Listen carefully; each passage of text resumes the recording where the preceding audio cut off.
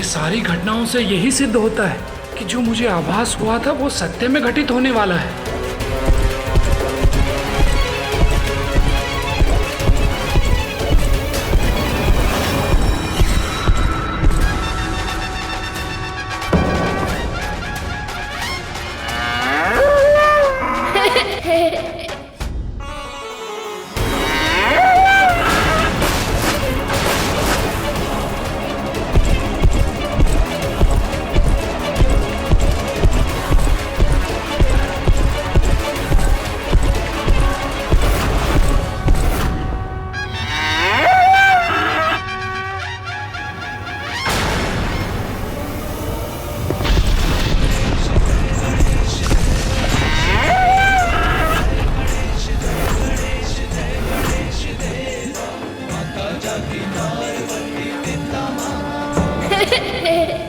चतुर गणेशा।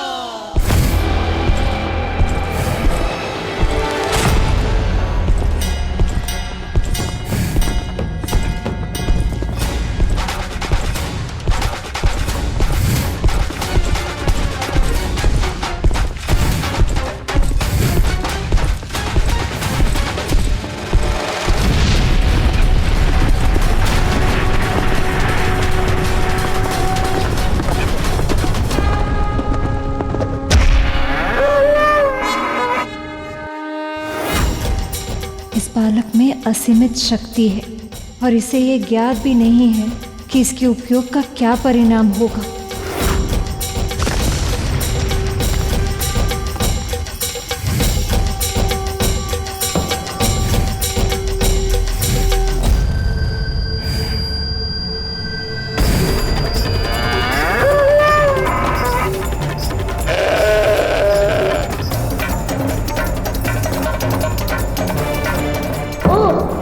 दोनों मिलकर मुझ पे वार करने की योजना बना रहे हैं।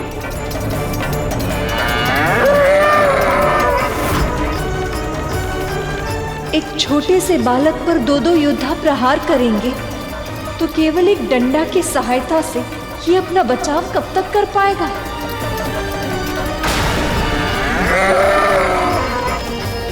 प्रभु, नंदी और श्रृंगी ऐसा कैसे कर सकते हैं? महादेव के ये दो गण सात्विक प्रवृत्ति के धर्म का पालन करने वाले प्राणी हैं देवी। वो अकारण ही कभी किसी पर आक्रमण नहीं करते, पर महादेव को कैलाश में प्रवेश करने से रोककर उनकी बात सुने बिना, कारण जाने बिना ही उनका अनादर करना अनुचित है। और श्रृंगी और नंदी ऐसे भक्त हैं कि वे अपना अपमान तो सह सकते हैं, किंतु अपने आराध्य प्रभु महादेव का कभी नहीं।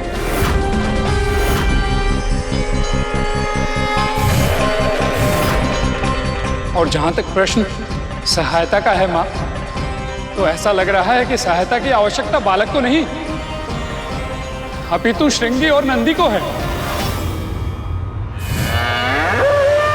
आओ आओ, ऐसे आनंद की अनुभूति कराऊंगा कि कभी भूल नहीं पाओगे।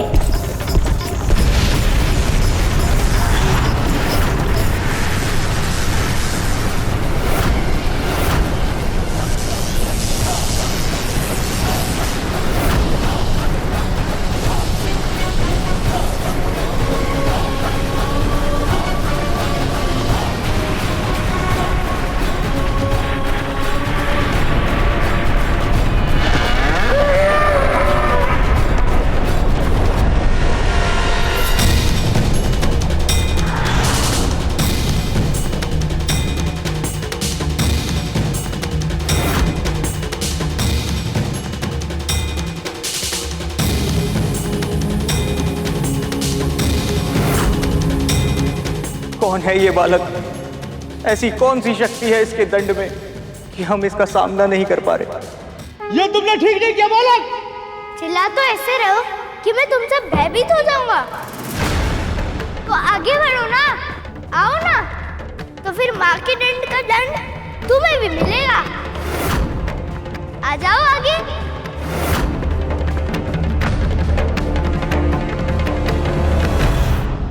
बालक की लाठी में मां ललिता की शक्ति थी, और उस महान शक्ति के सामने संसार की बड़ी से बड़ी शक्ति असहाय हो जाती है। उस शक्ति का सामना तो बड़े से बड़े देवता के लिए भी कठिन होता। तो फिर श्रृंगी और नंदी के लिए तो ये असंभव ही था। तूने सत्य कहा करो। इतने वर्षों बाद आप समझ पाई हो कि तू जैसा है वैसा क्यों है, क्योंकि तेरे भीतर तेरी मां की तपस्या की शक्ति है और उसी शक्ति के प्रभाव के कारण तुझे पराजित करना असंभव नहीं, किंतु हाँ कठिन अवश्य है। किंतु मैं ये पहचान ही नहीं पाई। अपने अभिमान में ये सोचती रही कि तुझे दास बनाकर नियंत्रित कर सकती हूं मैं। कितनी बड़ी मूर्ख हूं मैं। लोगों को ज्ञात हो जाता है कि उन्होंने क्या भूल की, किंतु ये बालक को ज्ञात नहीं था और इसीलिए वो अभी शिव गणों को चुनौती दे रहा था। तुम सब कहते कि मुझे बांध लोगे, बल से भीतर प्रवेश कर लोगे। यदि मैंने तुम्हें रोकने का प्रयास किया तो तुम्हारे स्वामी तो बहुत क्रोधित हो जाएंगे ना, और मुझे भस्म कर देंगे। एक बालक से पराजित होकर मन विचलित हो गया।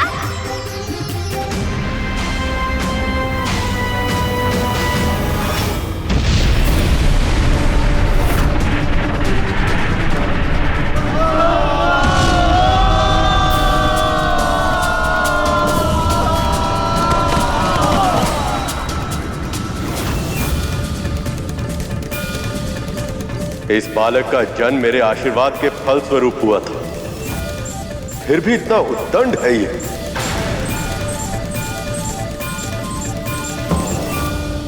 हाँ स्वामी, इस बालक के व्यवहार से तो मैं भी चकित हूँ। इतना समझाने पर भी इसे आभास क्यों नहीं हो रहा कि माँ का आज्ञा का पालन का अर्थ ये नहीं कि दूसरों का अनादर करे। परंतु गुरुदेव मैं समझ नहीं पा रहा कि वो बालक तो माँ पार्वती से उत्पन्न हुआ था, तो फिर वो इतना उद्दंड और अभिमानी क्यों था? गरुड़, छोटे बालक गीली मिट्टी की तरह होते हैं। उन्हें कोमल हाथों के स्नेह की आवश्यकता भी होती है ताकि उन्हें सही आकार मिल सके, और भट्टी की आंच के अनुशासन की भी आवश्यकता होती ताकि वह बलशाली और परोपकारी भी बन सके। जानबूझकर किया गया कार्य भूल नहीं अपराध कहलाता है। मुझे पता था ना कि मैं तुझे महल से बाहर जाने की अनुमति नहीं दूंगी, इसलिए तूने मुझसे झूठ बोला। औषधि लगा रही हूँ तो जलन हो रही है, जब मार रही थी तब तो आ तक नहीं की। सत्य कहा गुरुदेव ने। माँ ने भी बहुत अनुशासन के साथ प्यार और डांट दोनों का पालन करके ही मुझे इस लायक बनाया। उनके बिना मैं कुछ नहीं। जब माता पिता के पालन पोषण में आवश्यक संतुलन नहीं होता तो संतान हठी और उद्दंड हो ही जाती है। माँ पार्वती ने अपने बालक को अपार स्नेह तो दिया, परंतु उसे अनुशासन का पाठ नहीं पढ़ाया। इसलिए जब उस बालक के हाथों में शक्ति आ गई तो वे स्वयं को संभाल नहीं पाया। माँ की लाठी में समाई शक्तियों ने उस बालक के मस्तिष्क में अभिमान भर दिया था और वह ये भूल गया था कि संसार में जो कुछ भी होता है प्रभु की इच्छा से ही होता है।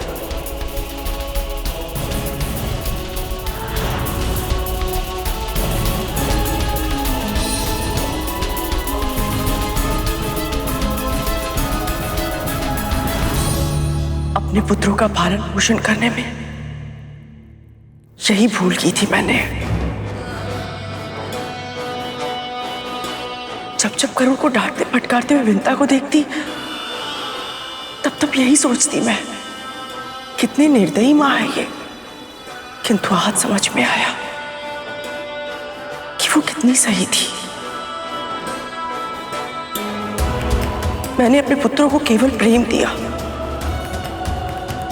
उनके मन की गीली मिट्टी में असीमित महत्वाकांक्षा के बीज बोए,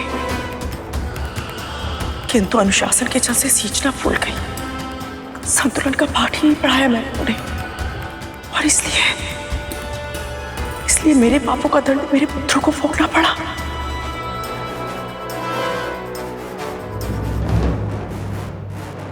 ऐसा ही होता है देव, यही विधि का विधान।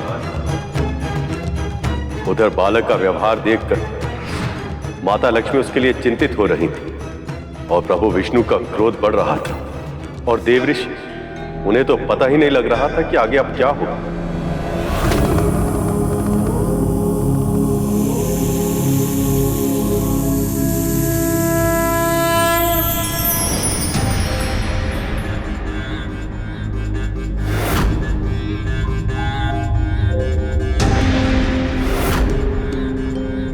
बहुत देर से इस बालक को देख रहा हूं मैं। अब समय आ गया है कि कोई इसे भय का अर्थ सिखाए। अब तो आप ही ये प्रयास कर सकते हैं महासर्प। बस इसके बहुत निकट मत जाइएगा, इसके दंड से बहुत पीड़ा होती है सर्वश्रेष्ठ। चिंता मत कीजिए, मेरा महाविशाल रूप इस बालक को भयभीत करने के लिए पर्याप्त होगा।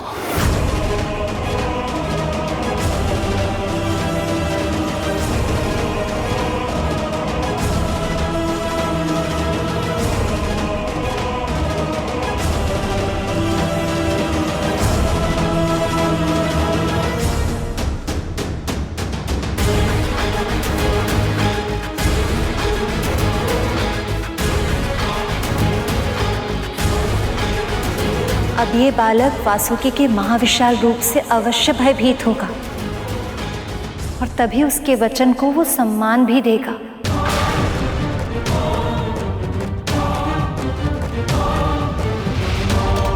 मैं आशा करता हूं कि ऐसा ही होगा देवी, अन्यथा परिणाम बहुत बुरा होगा। अज्ञान और अभिमान के कारण कहीं ये बालक अपना ही अहित न कर बैठे।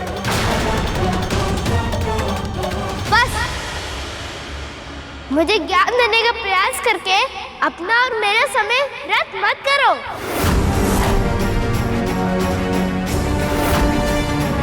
तुम सब अब तक नहीं समझे, पर मैं समझ गया हूँ। जो दंड के योग्य होते हैं वो फल खिलाने से नहीं मानते।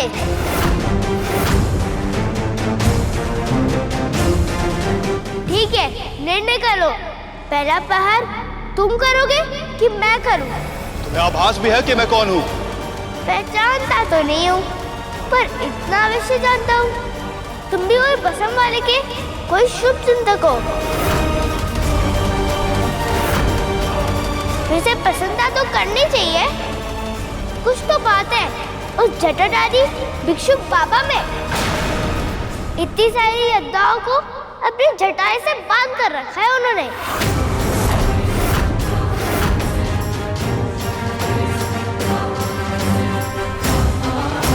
अपनी वाणी को विराम दे बालक, क्योंकि यदि मैंने अपना मुख खोला तो फिर विष निकलेगा।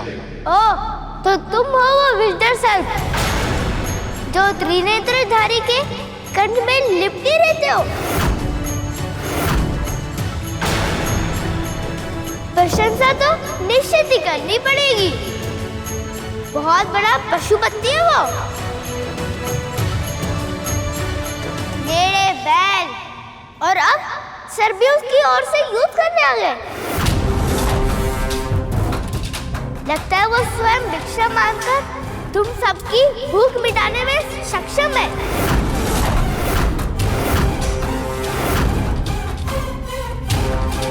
नहीं तो ऐसी स्वामी भक्ति कहाँ से आती? नारायण नारायण, ये तो महादेव की निंदा करते करते उनका गुणगान करने लगे।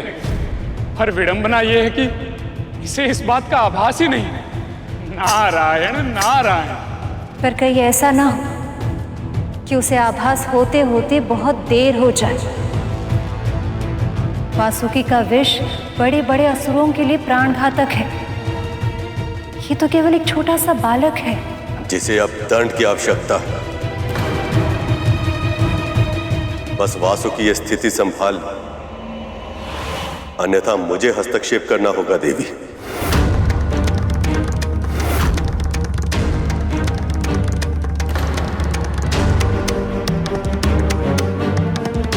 ध्यान रखना, यदि तू स्वामी भक्त हो तो मैं भी मात्र भक्त हूँ।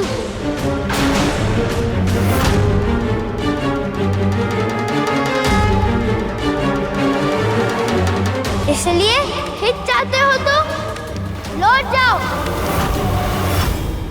और युद्ध चाहते हो तो आगे आओ।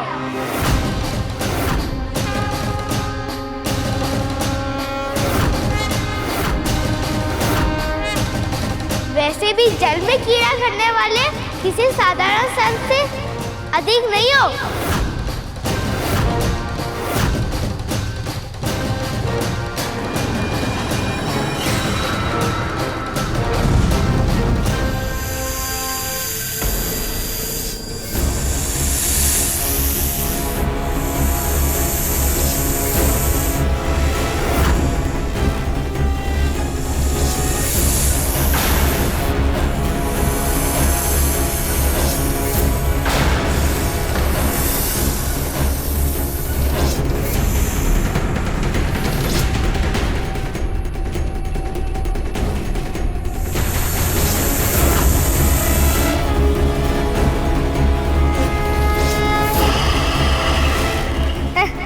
बढ़ चुका आकार या भी और बढ़ाना है?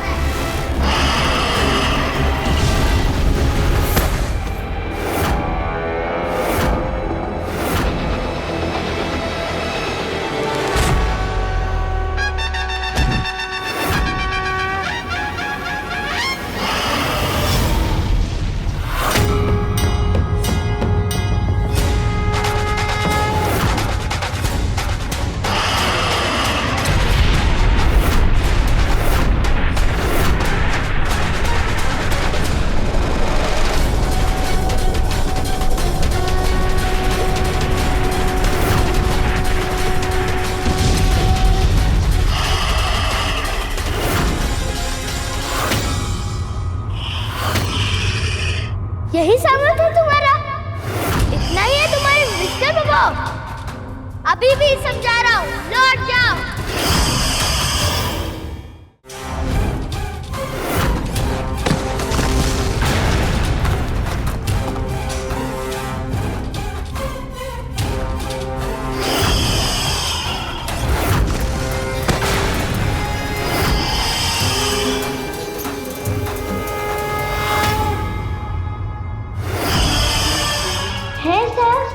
तो पूरी क्षमता के साथ आक्रमण करो।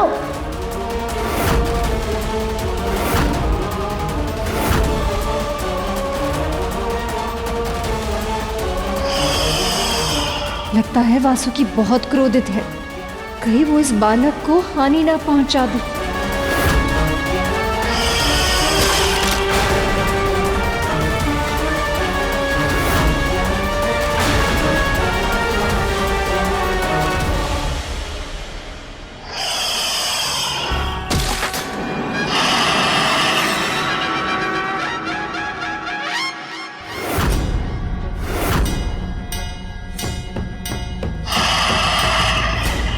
बोल रहा था ये तुम्हारा मुख, अब हुआ ना मन। बहुत तेज चल रही थी तुम्हारी जीभ, चली गई ना मुख में। कितना तीक्ष्ण था तुम्हारा विष। अब एक बालक के पराजित होने की इच्छा से भीतर ही भीतर तुम्हें जलाएगा। बोलो आया आनंद? अब जाओ अपने महादेव से लिपट जाओ।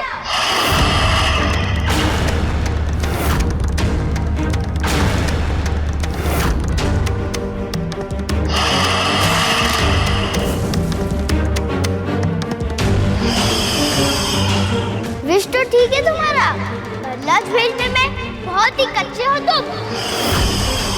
सदा है सुख भर में छुप जाते हो। अब देखना ये लक्ष्य भेद का अभ्यास कितना अच्छा है।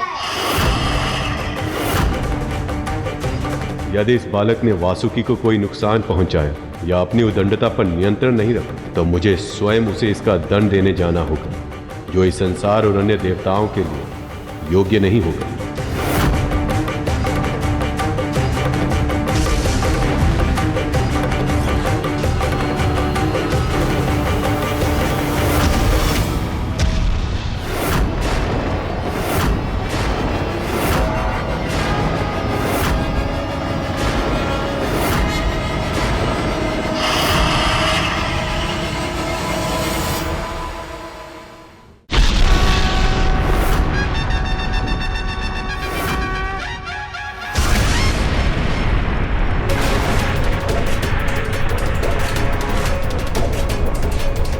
ये किस नए संकट के संकेत हैं?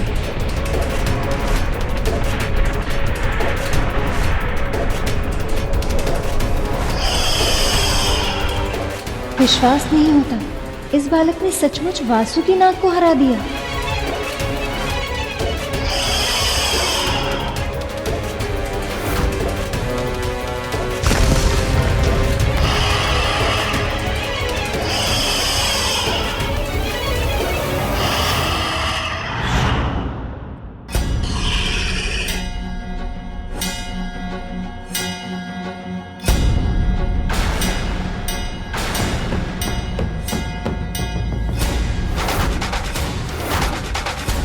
हाँ, पार्वती की शक्ति के प्रताप से वासुकी का विशाल आकार भी छोटा हो गया और अब ये बालक इतने महान नाग के साथ एक खिलौने की तरह व्यवहार कर रहा है।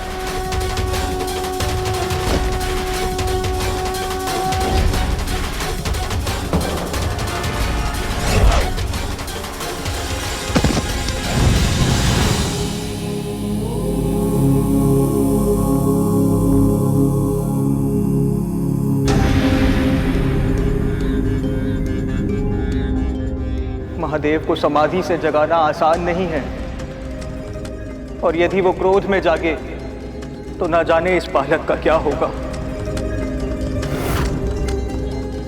क्या कोई ऐसा नहीं है जो इस अहंकारी का हट छुड़वा पाए?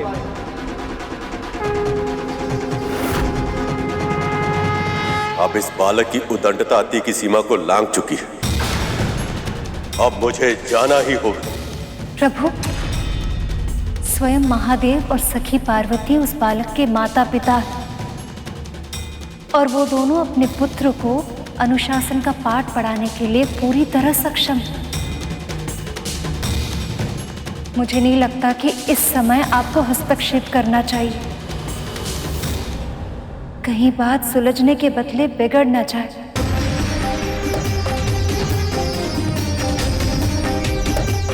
परमा, यह भी तो संभव नहीं है कि प्रभु शांत रहकर महादेव और उनके भक्तों के साथ ऐसा दुर्व्यवहार होते हुए देखते रहें।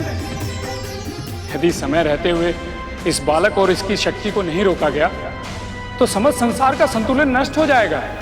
मैं समझती हूँ देवर्षि, और देवराज इंद्र भी इस बात को समझते हैं।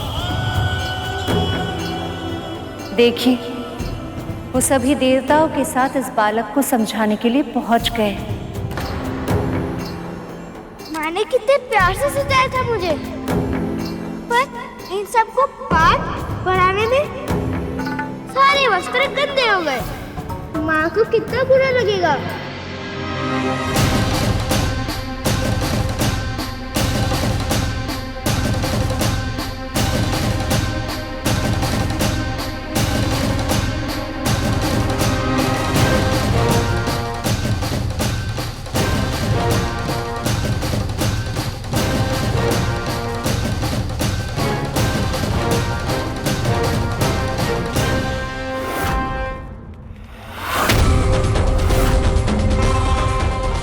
कौन आ रहा है पिटाई खाने?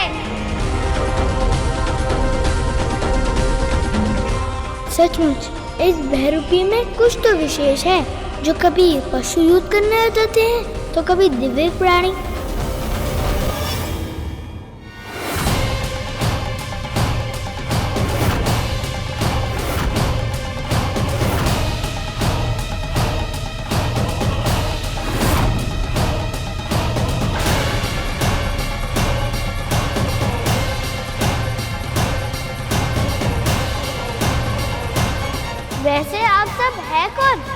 मैं हूं देवराज इंद्र। और मैं हूं अग्निदेव। और मैं हूं वायुदेव। और मैं हूं वरुण देव। और हम सभी हैं देवगण।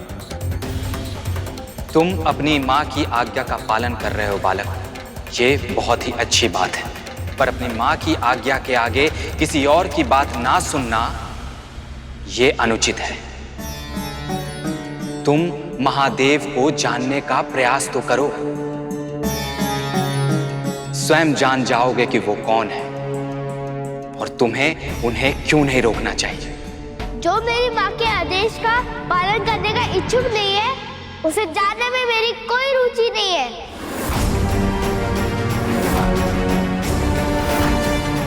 जिस बहरूपी का पक्ष लेकर आज सब यहाँ आए हैं, वो केवल विचित्र वेश धरने में पारंगत नहीं है, कापुरुष भी है।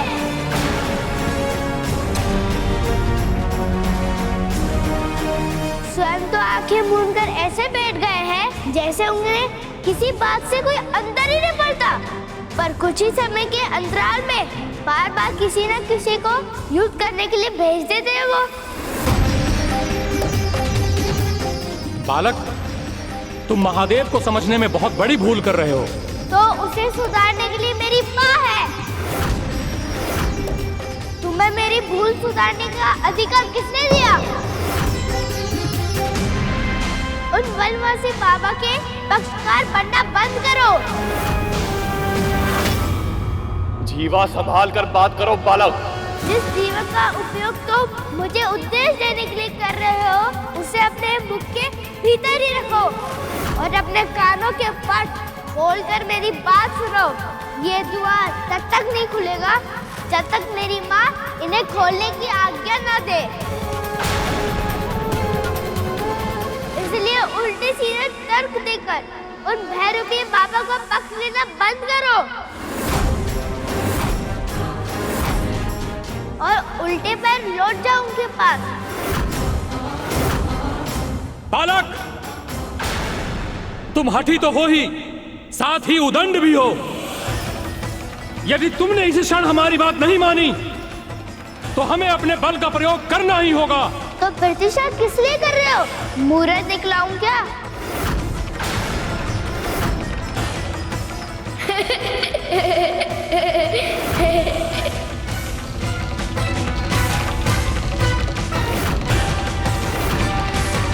बालक,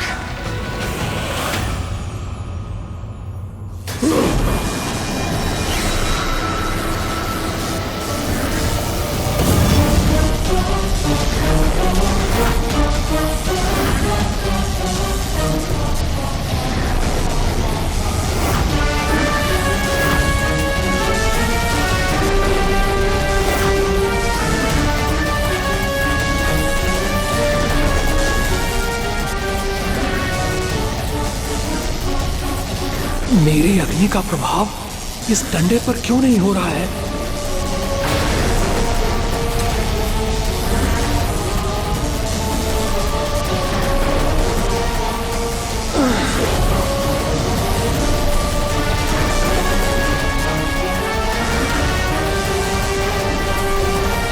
कौन है ये बालक जो अग्नि देव की इतनी भीषण प्रहार को भी विफल कर रहा है?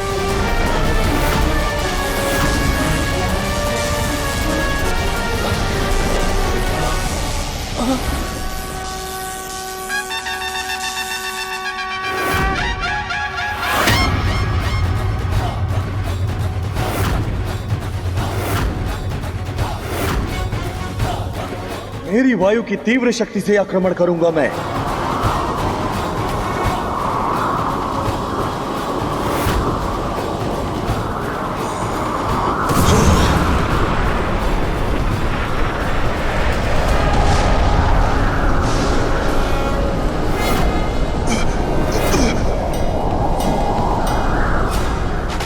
इस बालक ने देवताओं का अपमान कर, उन्हें क्रोधित कर उनसे भी युद्ध करने लगा।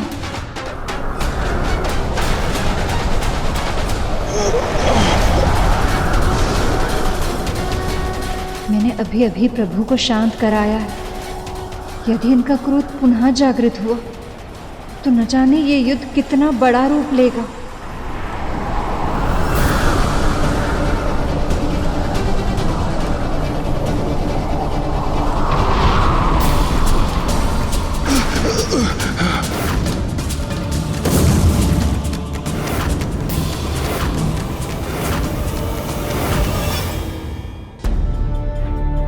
इस बालक पर तो वायुदेव के वार का भी कोई असर नहीं पड़ा।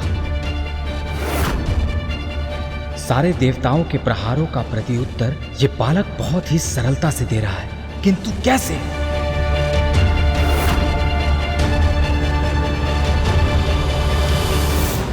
इतने सारे व्यक्ति उन्हें मना कर रहे थे, महादेव के पक्ष से उन्हें समझाने का प्रयास कर रहे थे, फिर भी बाल गणेश के मन में यह शंका क्यों नहीं आई कि वो कुछ अनुचित कर रहे हैं? क्योंकि जब भी कोई व्यक्ति कोई अनुचित कार्य या पाप कर रहा होता है, तब वो अपनी अंतरात्मा की पुकार को अनसुना करता है।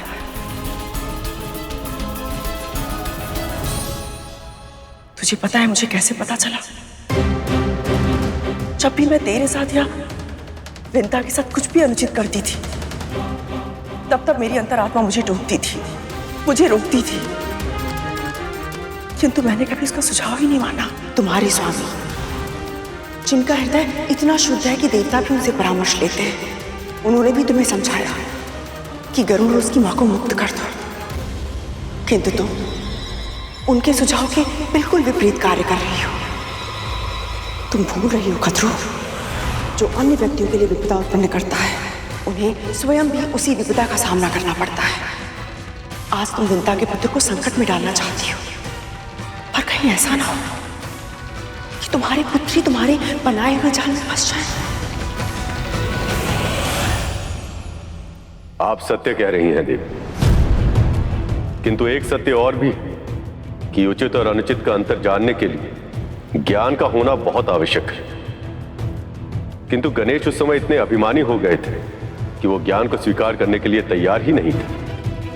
अपने बिछाए चक्रव्यूह में घिर गए थे, परंतु अपनी भूल का आभास तक नहीं कर पा रहे थे।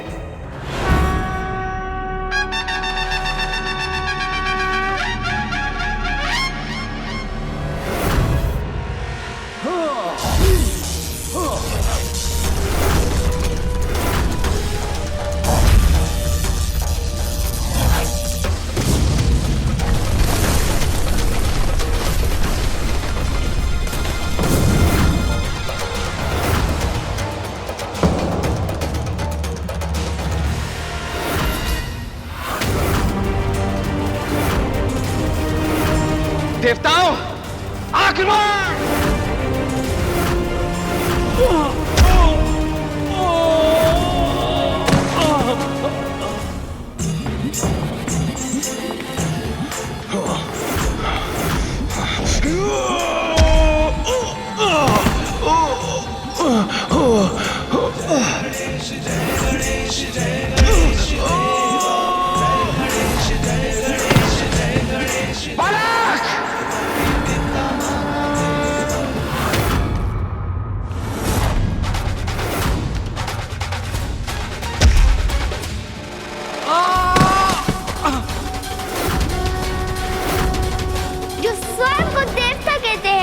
वो सब एक बालक के सामने लाचार होकर भूमि में गिर पड़े।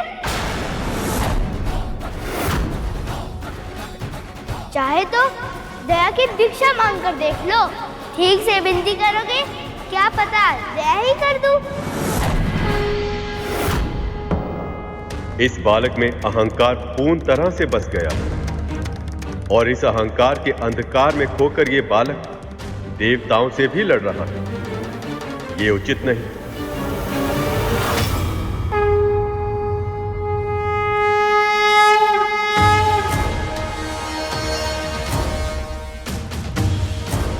हे नारायण, अब आपको हस्तक्षेप करना ही होगा।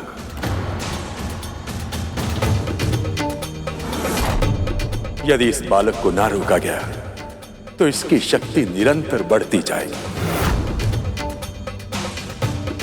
और एक समय पर इसे नियंत्रित करना असंभव हो जाएगा।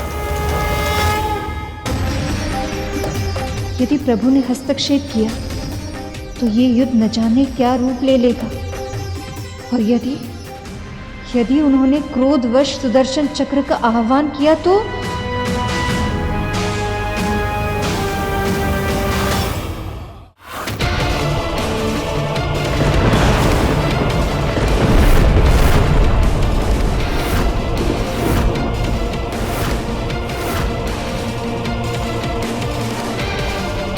कुछ कीजिए प्रभु, शीघ्र ही, नहीं तो अनर्थ हो जाएगा।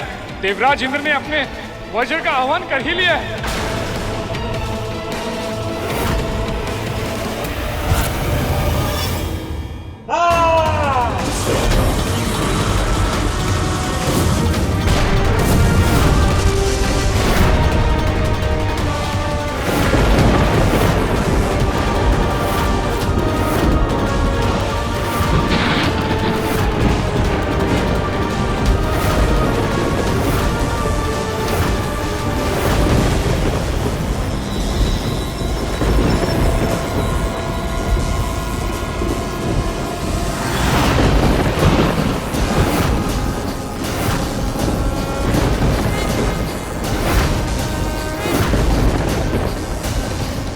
ओम नमः शिवाय।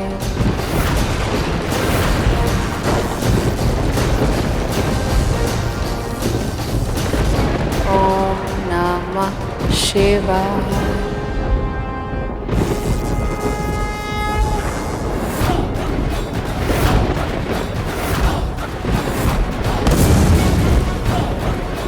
ओम नमः शिवाय। ये कैसी शक्ति है इसके दंड में, जिसने मेरे वज्र का प्रभाव भी विफल कर दिया।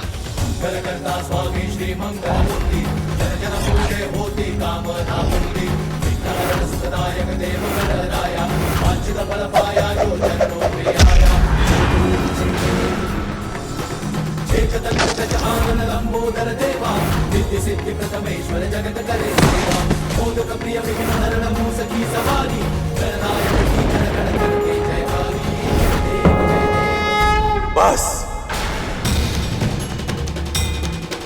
बहुत हुआ। देवताओं की रक्षा करना मेरा धर्म है और मैं अपने धर्म का पालन अवश्य करूंगा।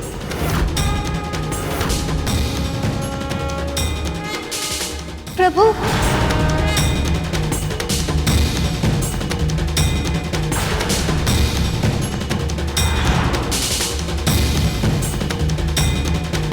मां, देव, प्रभु विष्णु और महादेव अर्थात त्रिदेव एक ही समय पे एक ही स्थान पर एक ही शक्ति के विरुद्ध। अब क्या होगा मां?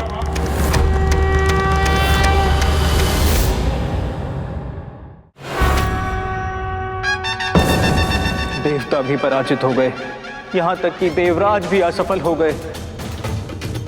ये कैसे संभव है?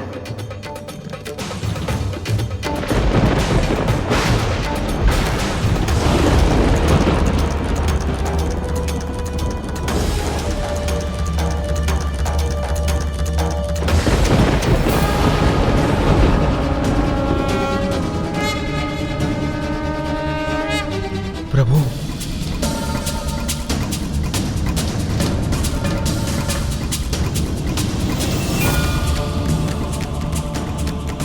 ये सभी हताश हो चुके थे पर अब नई शक्ति नई आशा के साथ फिर से खड़े हो गए। ऐसा कौन आ रहा है अब?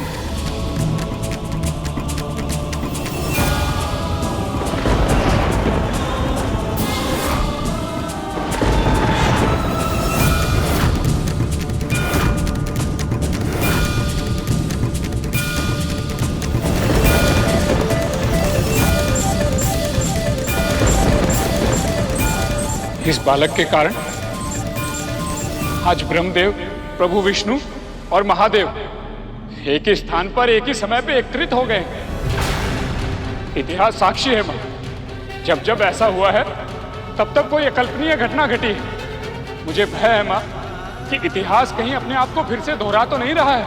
बस यही आशा करती हूँ कि ब्रह्मदेव और प्रभु इसे इसकी भूल समझा पाए और ये उसे सुधार ले, ताकि महादेव को अपनी तपस्या से उठने की आवश्यकता नहीं।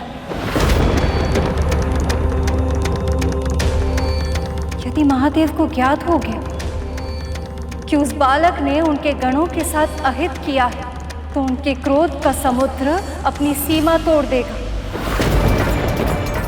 और यदि वो सखी पार्वती के परम प्रिय पुत्र पर क्रोधित हो गए, तो सखी पार्वती क्या करेगी, इसकी तो मैं कल्पना भी नहीं कर सकती।